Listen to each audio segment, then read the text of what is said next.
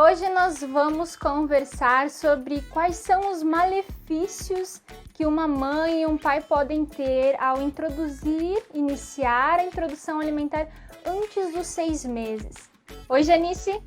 Olá, tudo bem, mamães? Como vocês estão? Tudo bem por aqui. Você me ouve bem? Sim, e você? Tá me ouvindo bem também? Estou ouvindo bem também. Ótimo. Então, Janice, provavelmente nós temos mães novas por aqui. Então, se você puder se apresentar novamente para a gente, por favor. Claro, vamos lá. Então, meu nome é Janice, eu sou nutricionista especialista na área materno-infantil, ou seja, a minha área de atuação é com as gestantes, né, e com as crianças, desde a amamentação, introdução alimentar e depois até a adolescência, tá? E aí, como eu busco muito estudar isso, então a gente vai se aprofundar nesses temas aí que provavelmente vocês devem estar nessa fase, não é mesmo? Não sei se você que está aqui na live olhou no nosso IGTV aqui na Hug, mas a Janice já esteve conosco em outra live e ela respondeu, explicou o que é a introdução alimentar, né? E tirou as principais dúvidas que muitas mães, que pode ser a sua dúvida, também têm. Então, se eu fosse você, no final dessa live, ia lá ver esse IGTV com a Janice para tu entender um pouco mais sobre a introdução alimentar.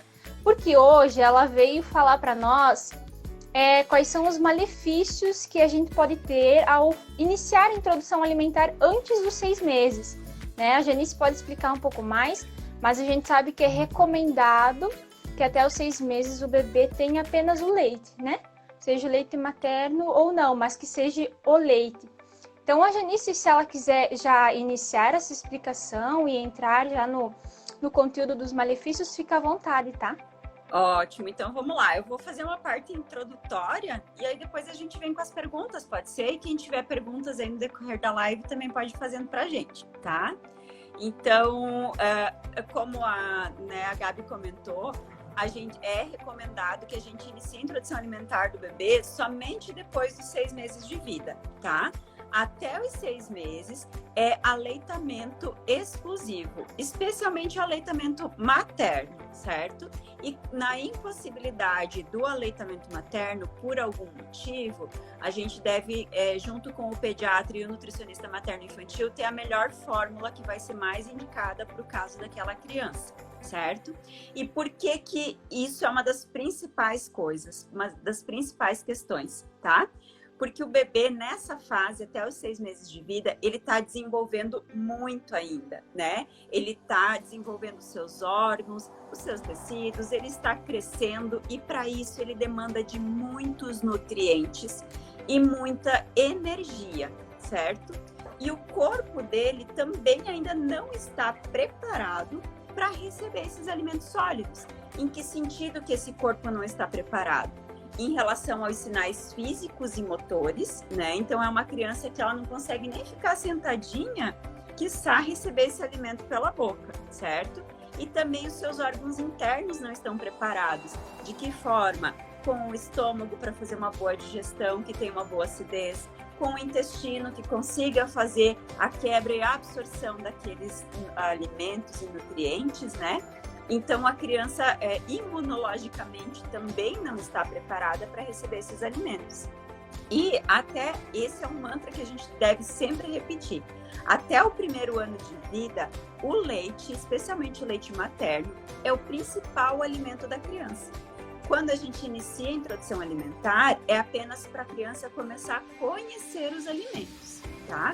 Isso porque não tem nenhum alimento, tá? Que a criança vá consumir numa quantidade que vá suprir toda essa demanda de calorias e de nutrientes que essa criança precisa. Então, dito isso, qual seria o principal malefício de iniciar essa introdução alimentar antes dos 6 meses? A redução de nutrientes para essa criança.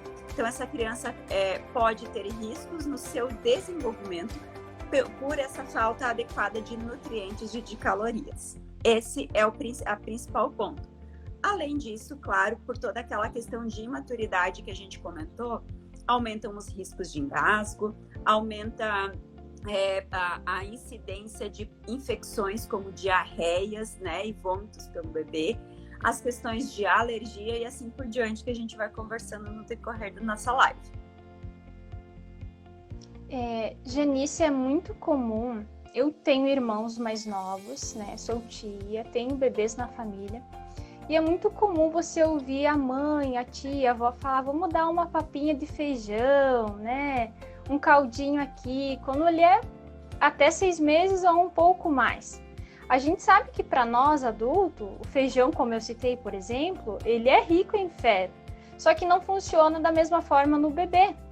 E você acabou de explicar isso para nós, né? Que a inserção de alimentos no período que o principal alimento deve ser o leite, ele não desenvolve o bebê, né? O bebê não consegue se desenvolver como deveria.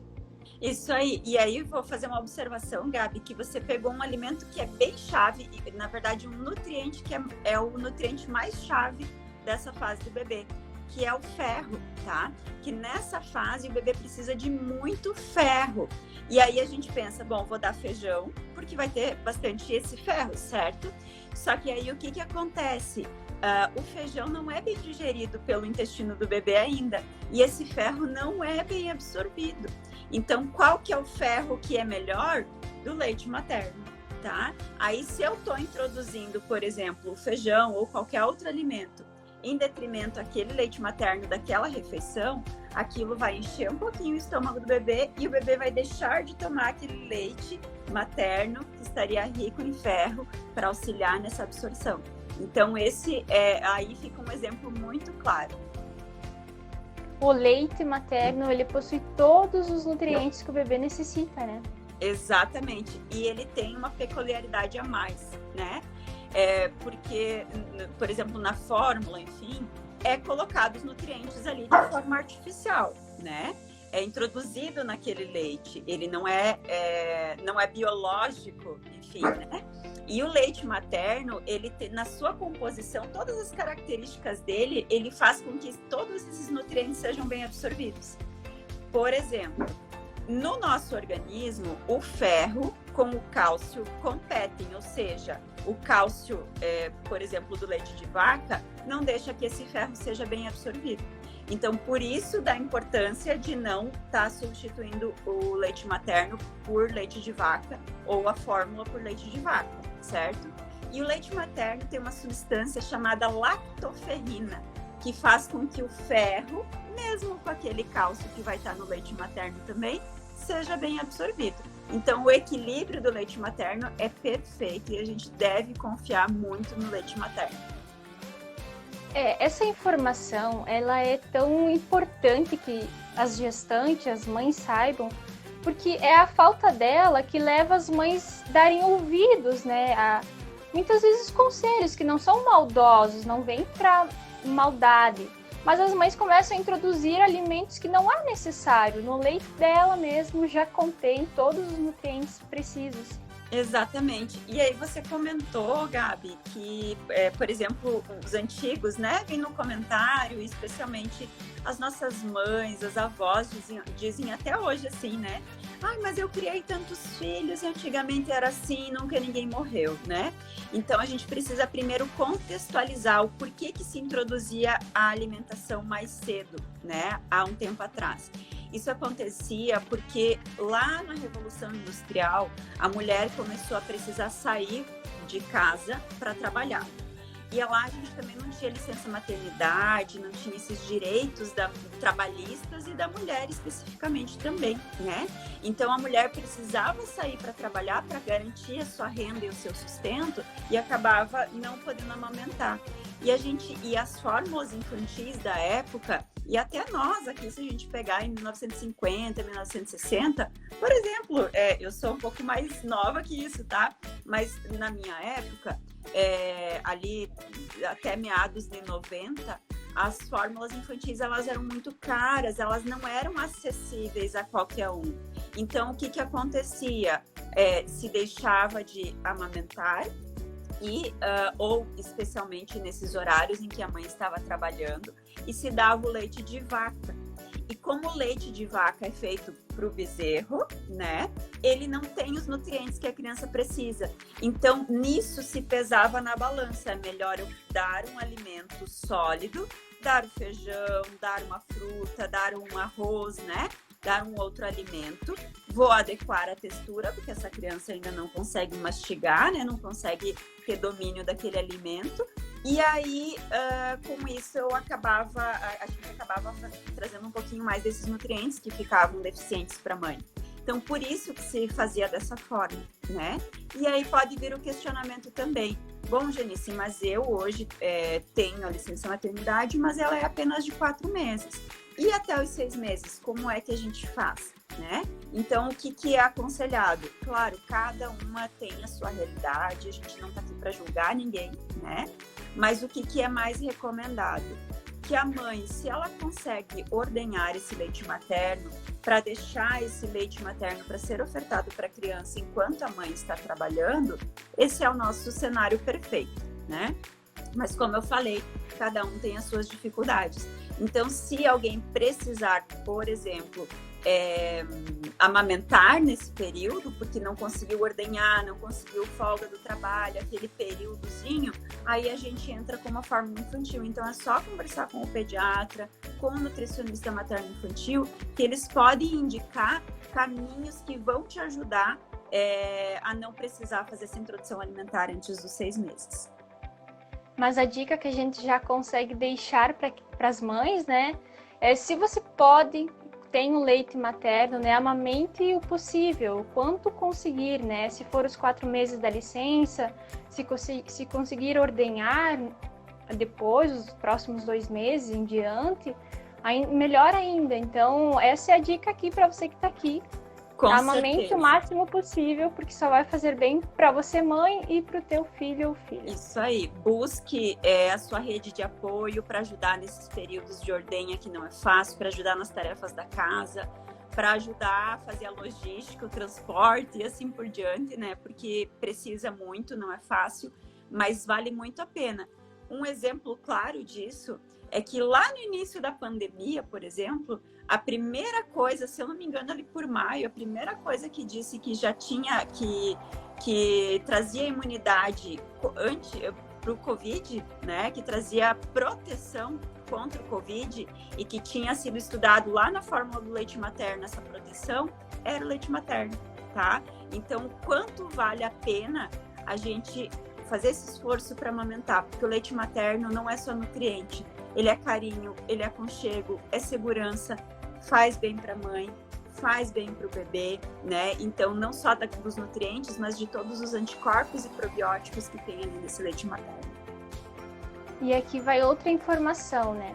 Além dos 4 meses da licença maternidade que toda mãe, né, que está empregada tem o direito, você também pode, depois que voltar ao trabalho, tirar 2 momentos de em torno de 30 minutos do teu dia para ir amamentar. É óbvio que isso é uma conversa entre a empresa, né? E qual é a forma que fica melhor para você, mãe.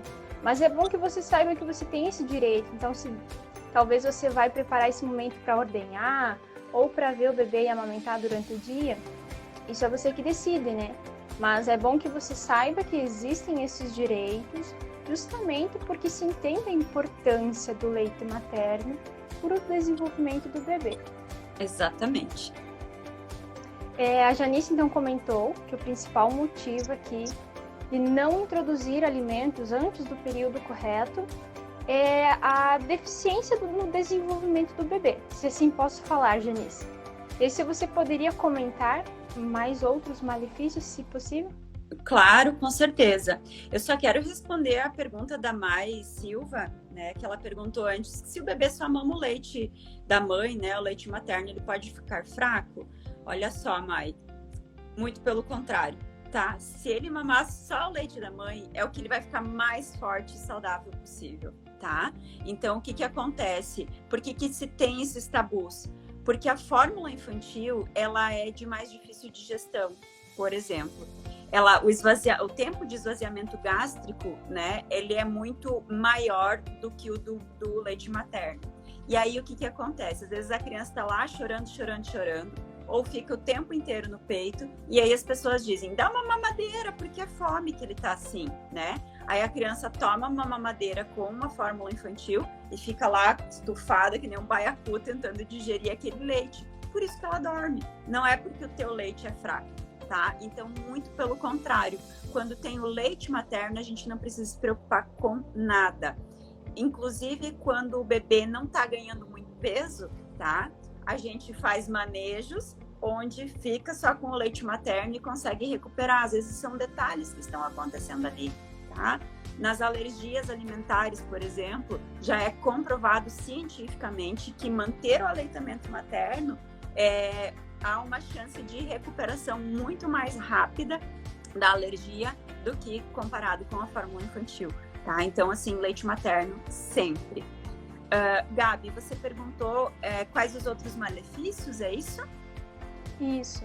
Ótimo. Então, assim, a criança, ela não está pronta para receber aqueles alimentos, como a gente falou. O corpo, né, em relação a questões motoras orais, motor global e motor oral, tá?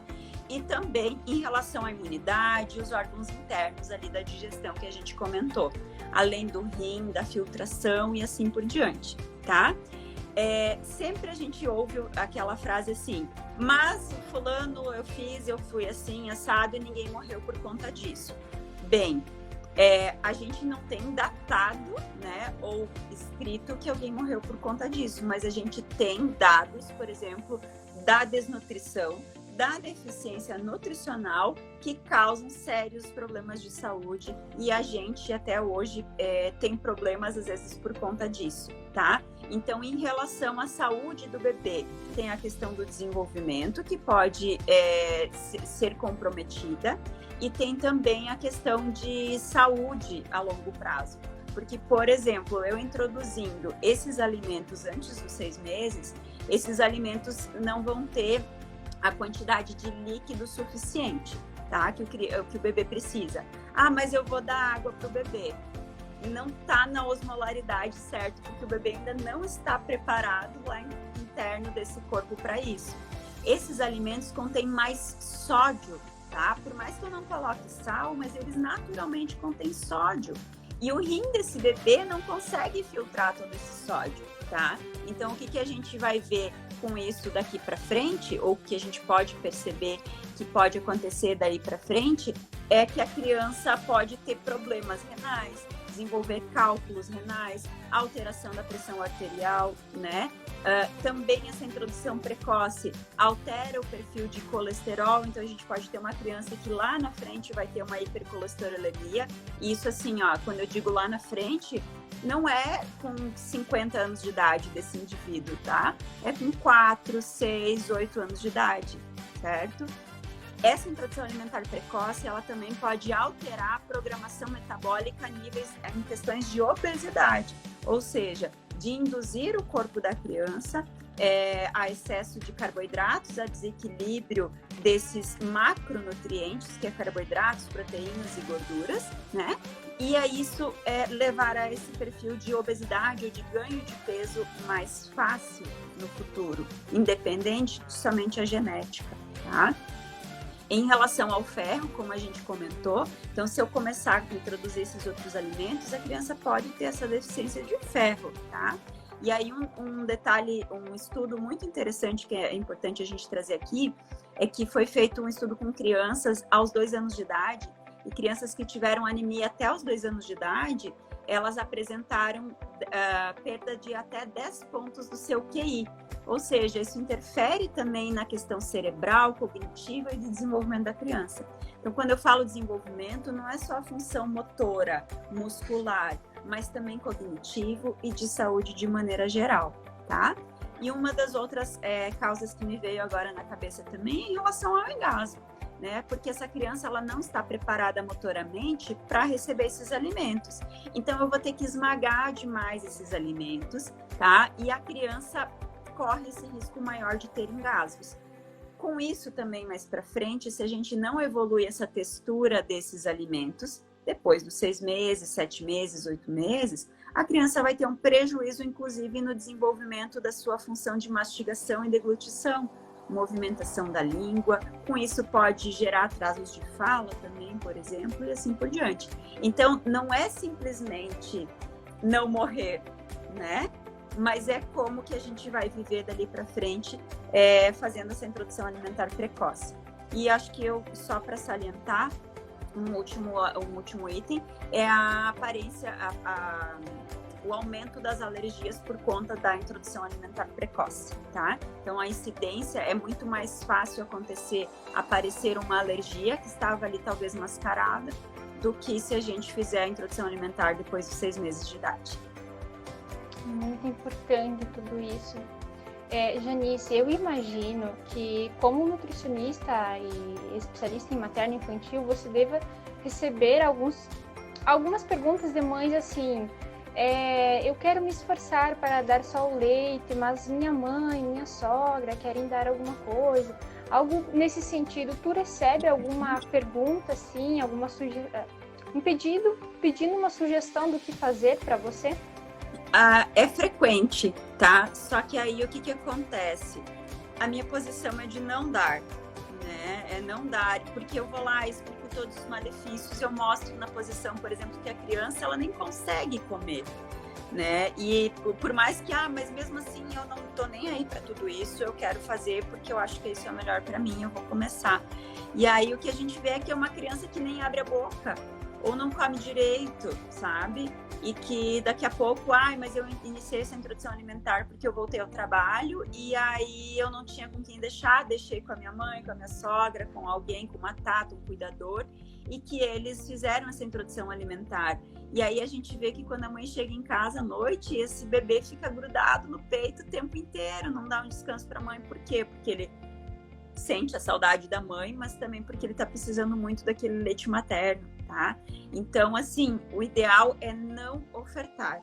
Quando a gente conhece todos esses malefícios, a gente cria consciência. Por isso que eu falei em relação à rede de apoio, porque não basta só a mãe saber de tudo isso, né? Então, depois, se a live vai ficar gravada, manda essa live pro pai, pros dindos, pros avós, para todo mundo assistir isso, porque é muito, muito importante.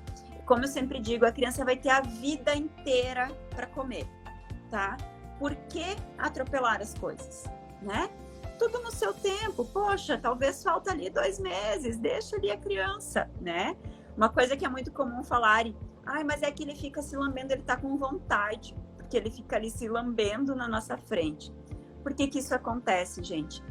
Que nessa fase, especialmente até 1 ano de idade, eles estão com os seus neurônios espelho muito ativos. E o que é neurônio espelho? Sabe quando a gente abre a boca de sono?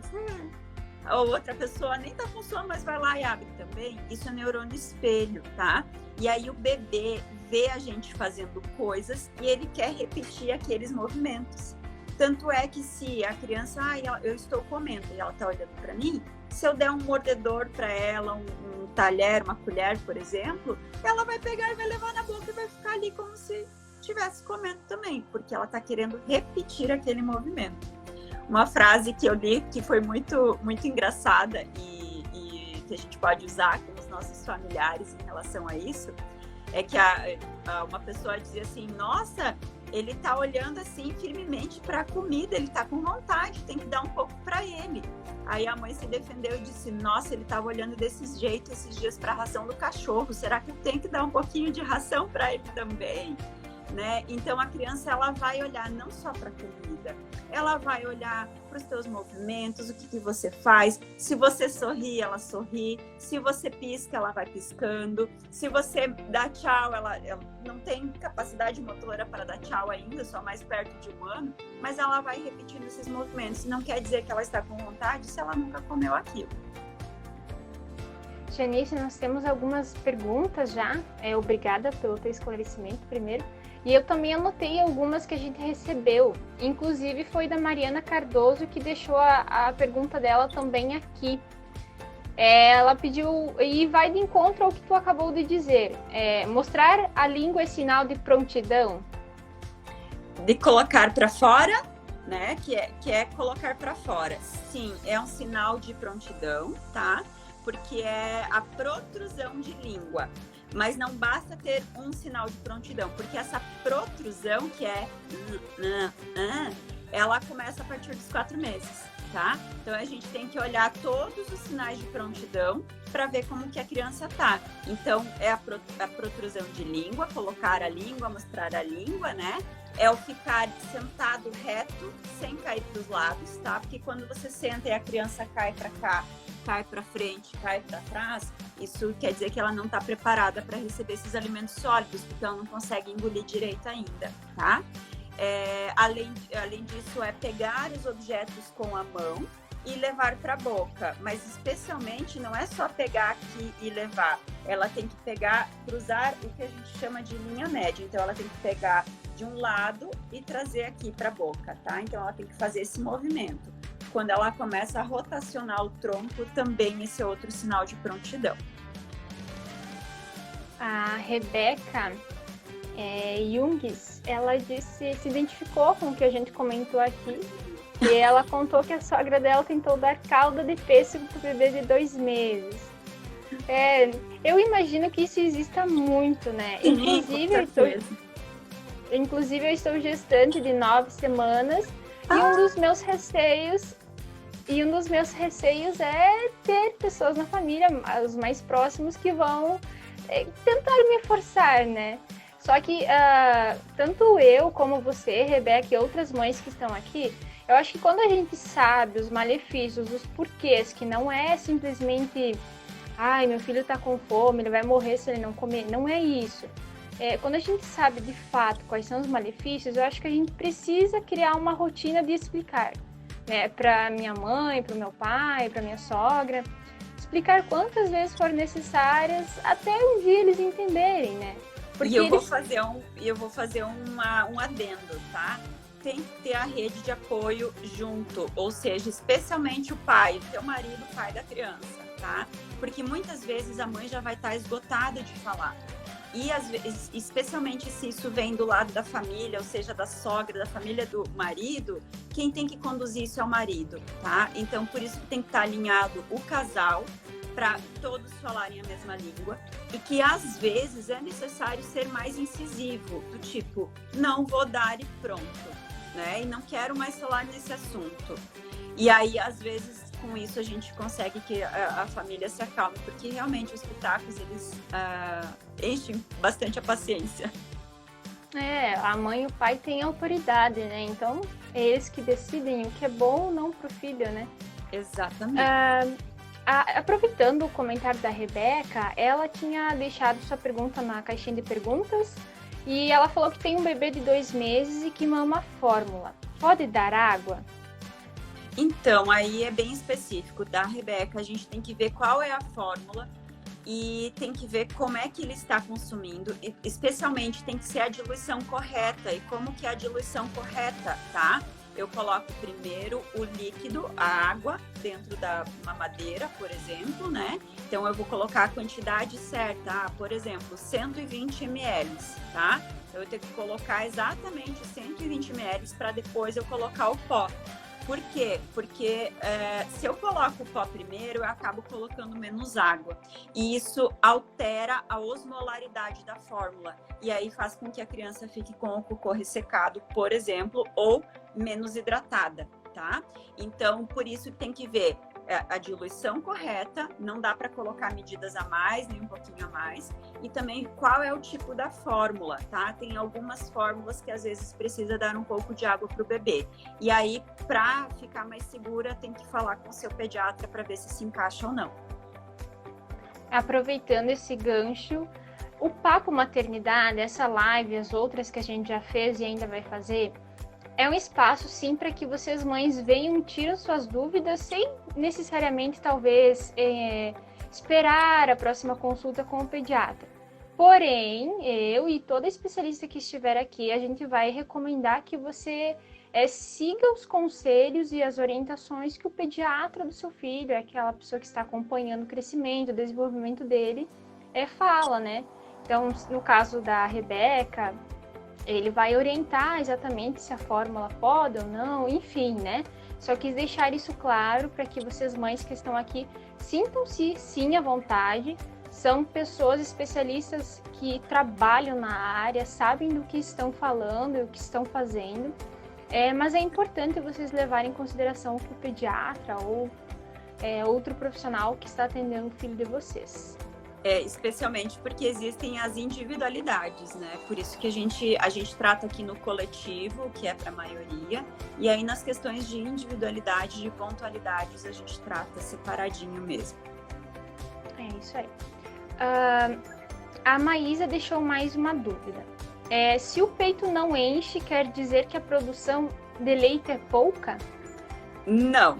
Tá, Maísa, porque o peito, ele não é um estoque, ele é fábrica de leite, ele só vai produzir se tiver sucção, tá? E a partir, em média, dos 4 meses, a sucção do bebê se torna muito eficiente. Então, se antes ele demorava, sei lá, 20 minutos para mamar, agora ele mama em 5 minutos, tá? Então, enquanto tem sucção, o leite, o peito está produzindo leite, tá? Então, o peito não encher não quer dizer que tá com pouco leite, está dizendo que está produzindo o suficiente para o teu bebê. Às vezes, se a gente deixa esse peito encher demais, o bebê não vai mamar tudo, porque ele só tem aquela quantidade que ele já está mamando, e isso pode se tornar uma mastite, tá? Que daí tem que tratar, e quem já passou por mastite sabe o quanto é doloroso. Seguindo com as perguntas, a Gabi Klueger perguntou: como começar a introdução alimentar? Frutas, sopas, papinhas, ofereço quantas vezes durante o dia? Eu também quero aproveitar agora e dizer que essas perguntas, de forma geral, a Janice respondeu na nossa primeira live, né? Mas se a Janice quiser falar algumas pinceladas, né? Ótimo. Então, assim, iniciar somente depois dos 6 meses, com os sinais de prontidão. Isso é muito importante porque tem criança que até os 6 meses não tem esses sinais de prontidão, tá? Outra coisa muito importante é 6 meses de idade corrigida, ou seja, mães de bebês que são prematuros, ou seja, que nasceram prematuros, tem que fazer a correção da idade, tá? Não é idade cronológica, certo? E para iniciar a introdução alimentar, como eu já comentei, o leite ele é o principal alimento até o 1º ano de vida. Então, a gente não precisa colocar várias vezes ao dia. Como o bebê está só começando a conhecer esses alimentos, eu normalmente indico começar com 1 ou 2 refeições. E aí, quem vai escolher se é por fruta, se é por legumes, né? Qual é a condução? É a família que vai ver o que é mais fácil e mais prático. Mas muito importante, não substitua aquele horário que seria de mamada pela refeição, porque o bebê vai ficar com muita fome e não vai conseguir comer, especialmente porque o leite é o principal alimento. Ok. A Flávia perguntou: aos 5 meses já posso iniciar com suquinhos? Bem, suquinhos eles não são indicados, tá? Até 1 ano de idade pela nossa Sociedade Brasileira de Pediatria, Ministério da Saúde, nosso guia alimentar também, e também algumas academias internacionais recomendam isso. Por quê? Porque o suco, tá? Ele vai ser um líquido adoçado que vai estar com grande concentração do açúcar da fruta. E aí, com isso, alguém tocou a campainha aqui, eu me assustei. E aí, com isso, pode gerar naquela criança diabetes futuro, tá? Diabetes e obesidade. Além disso, o suco, ele daria assunto para uma live inteira, que ele não faz com que a criança não mastigue aquele alimento. Então, ela perde essa capacidade de mastigação. Por a água não ter gosto nenhum e o suco ser adoçadinho com o sabor da fruta, a criança para de tomar água para tomar só o suco, tá? Então, sempre iniciar depois dos 6 meses com fruta. Como eu falei, a gente tem a vida inteira para aquela criança comer. Acalme o seu coração, que no tempo certo a criança vai demonstrar esses sinais do que ela está precisando para comer. Para o pessoal que está aqui, se vocês tiverem mais uma dúvida, podem deixar aqui nos comentários, que as que eu tinha já se encerraram. Então, se você tem uma dúvida, aproveite esse momento, esse espaço, que a Janice está disponível para você. Enquanto o pessoal vai escrevendo aí a dúvida, quero te parabenizar, Gabi, pela gestação também, né? é um momento, agora é uma fase que a gente não entende muito o que está acontecendo, não cai a ficha direito ainda, né? A adaptação dos hormônios da gestação, mas com certeza é a fase mais bonita da vida da mulher. É uma transformação que não se tem palavras para a transformação que acontece. É tudo muito maravilhoso, né? Eu costumo dizer obrigada, né? E eu costumo dizer que tudo que eu passo, os enjoos ou etc., tudo me faz tão bem, me faz sentir tão bem, porque está tudo bem, significa que está tudo bem, né? Isso então, aí. Obrigada, Janice. Então, era isso, nós não temos mais nenhuma pergunta. Quero agradecer ao pessoal que esteve conosco aqui. Acredito que foi uma live muito explicativa, muito boa para muitas mães, assim como eu. Agora surgiu mais uma, Janice. Mariana. Quais frutas começo a dar? Obrigada, Mariana. Qualquer fruta, tá? Você pode iniciar com qualquer fruta. Não tem aquela regrinha de que tem que ser um tipo ou outro, tá? Especialmente eu digo assim, a fruta que você mais consumiu na tua gestação é o que a gente vai ofertar para o bebê. Por quê? Porque ele já tem uma memória gustativa do período da gestação, tá? Então essa é uma dica bem legal. Mas é qualquer tipo de fruta. Não importa a acidez, não importa se é banana X ou Y, pode ser qualquer fruta, não tem nenhum empecilho em relação a isso. Muito bem. Inclusive, Janice, na primeira live, tu comentou sobre isso, que as crianças são mais receptivas às frutas que as mães ingeriam mais durante a gestação. E eu tô fazendo um mix, né? Na minha geladeira tem um mix de frutas. Mas vai ter sabores mais parecidos, porque vai ter fases que o teu corpo, Gabi, vai sentir necessidade mais do cítrico, vai ter momentos que vai ter necessidade dos mais laxativos, dos mais digestivos, tá? E assim por diante. Então, vão ter fases específicas em que o teu corpo vai pedir essas frutas ou esses alimentos mais específicos. Muito bom. Janice, muito obrigada por mais uma vez estar dispondo dos teus minutos durante o dia. A gente sabe como é corrido, todos têm um trabalho, né? Obrigada por dispor do teu tempo. Agradeço a quem participou também. E se ainda dá tempo, Janice, de você responder essa última pergunta, por favor? Eu vou responder porque essa é uma pergunta, mágica a resposta, tá? O bebê e a ligação no seio da mãe, na sucção, o bebê ele sabe exatamente o que ele precisa. Quando ele está com fome, que ele está precisando de calorias, nutrientes, ele mama, ele faz uma sucção que vem aquele leite mais gordo, mais nutritivo. Quando o bebê só quer se hidratar porque está muito calor, por exemplo, ele mama só no comecinho, dá 2, 3 chupetadas, quer trocar de peito, vai lá, mama mais um pouquinho, troca, volta para o outro. Isso é porque ele está querendo se hidratar. Então, novamente, confie no teu bebê, porque todos os sinais que ele dá é fisiológico, isso é lindo, é perfeito a amamentação. Não precisa da água, não. O bebê já sabe se hidratar só com leite materno. Incrível, né? Como tudo é muito perfeito e sincronizado. É verdade. Obrigada, Maísa, pela tua participação aqui. Obrigada às outras mães que estiveram conosco. Obrigada mais uma vez, Janice. Espero vocês sexta-feira que vem na nossa próxima live. Vamos estar aqui com outra especialista, com outro assunto. E eu convido vocês que estiveram aqui hoje para estarem conosco também. Tenho certeza que vai ajudar de alguma forma. Então, hoje era isso. Muito obrigada, Janice. Obrigada também. Tchau, gente. Bom final de semana. Tchau, tchau.